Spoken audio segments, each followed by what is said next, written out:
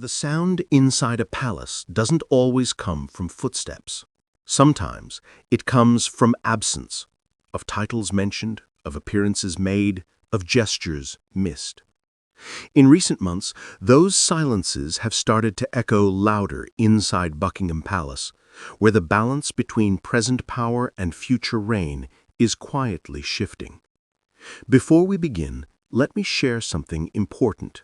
Many of you watch these episodes, follow the journey, and return again, but haven't subscribed. If you want to stay with us as we track the subtle tremors inside the crown, take a moment now.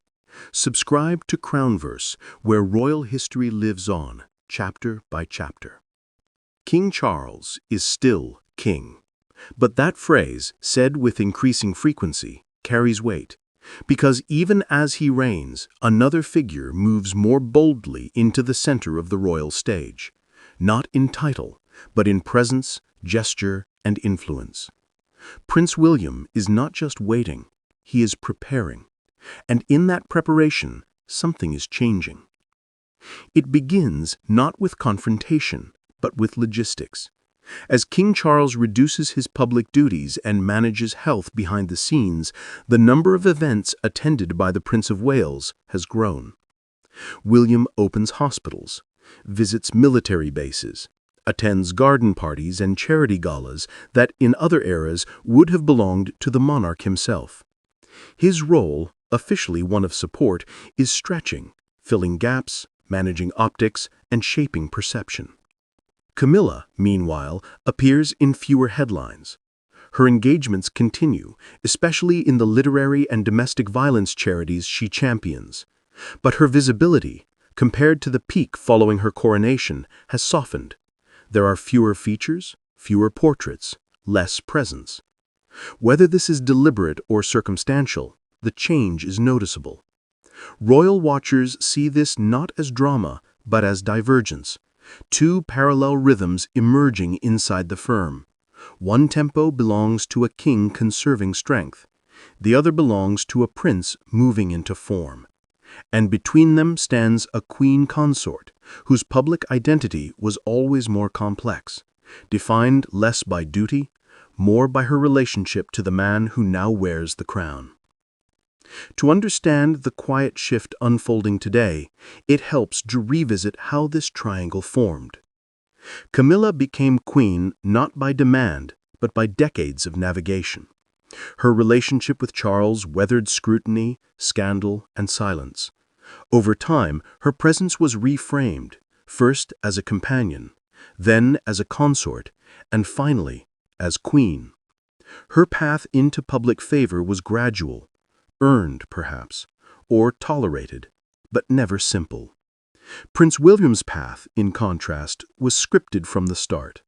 Heir from birth, photographed at cradle, chapel, and classroom. A prince designed not only for lineage, but for continuity.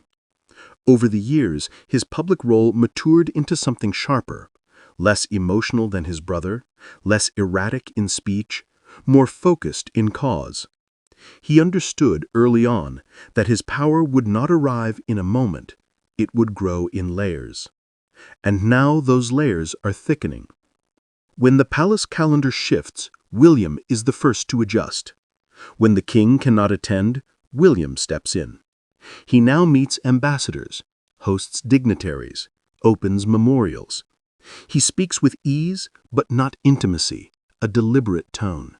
His is not the voice of warmth, but of steadiness. In this moment of generational relay, steadiness matters. Behind the scenes, courtiers navigate this with care. There is no official memo declaring a transition. There is no coronation date whispered.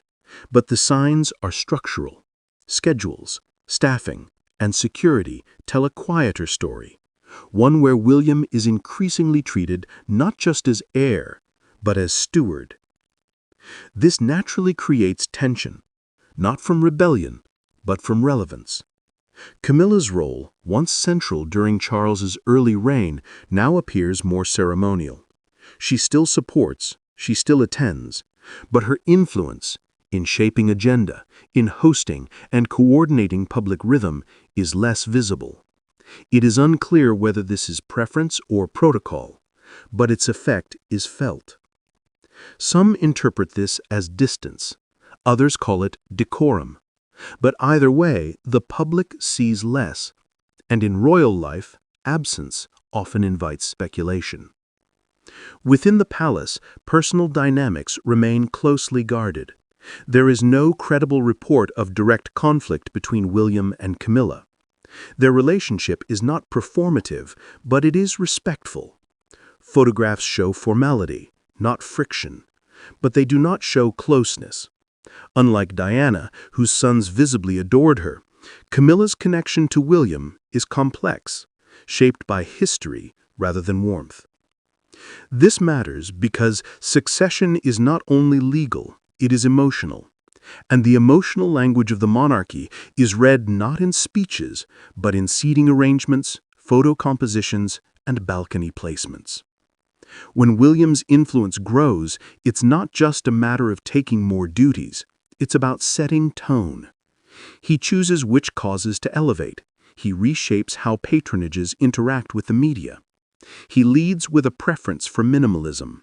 Fewer scandals, fewer statements, fewer symbols. This, some argue, is in tension with Charles and Camilla's reign, which began with a promise of legacy and balance. Now, the palace appears to be tilting. Camilla, while queen, holds no constitutional power. Her influence lies in presence, in partnership. But if Charles withdraws, even slightly, her platform narrows. William does not appear to lean on her for counsel or cover.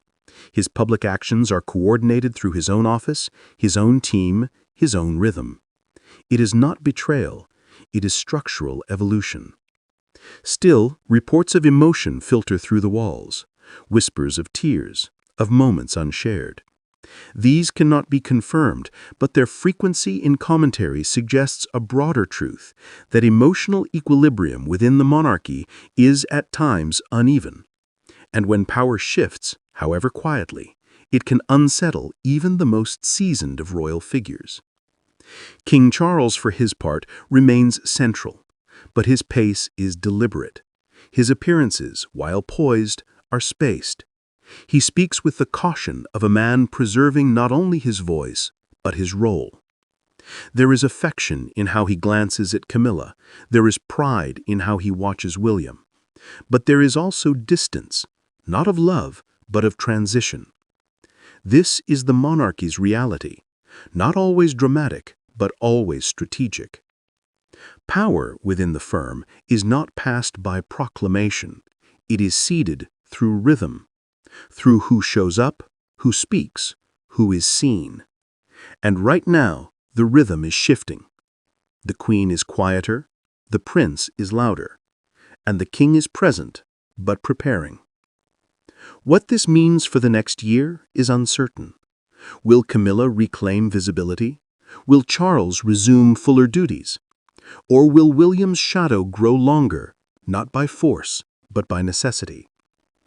Every royal season carries its own mood, and this one, gentle in public, tense in private, suggests a recalibration.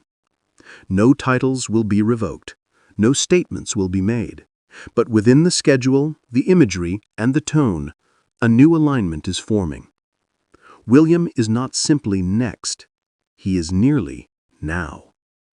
And Camilla, once the symbol of a monarch's heart, may be stepping into a different kind of role, supportive, dignified, but receding. The monarchy survives by evolving, but in every evolution, something is left behind, a rhythm, a presence, a feeling. And in that space, the crown moves forward, silent, deliberate, unchanged on the surface, but always rewriting itself beneath. If you enjoyed this journey into the hidden world of the crown, don't forget to like, subscribe, and join us here on Crownverse, where royal history lives on.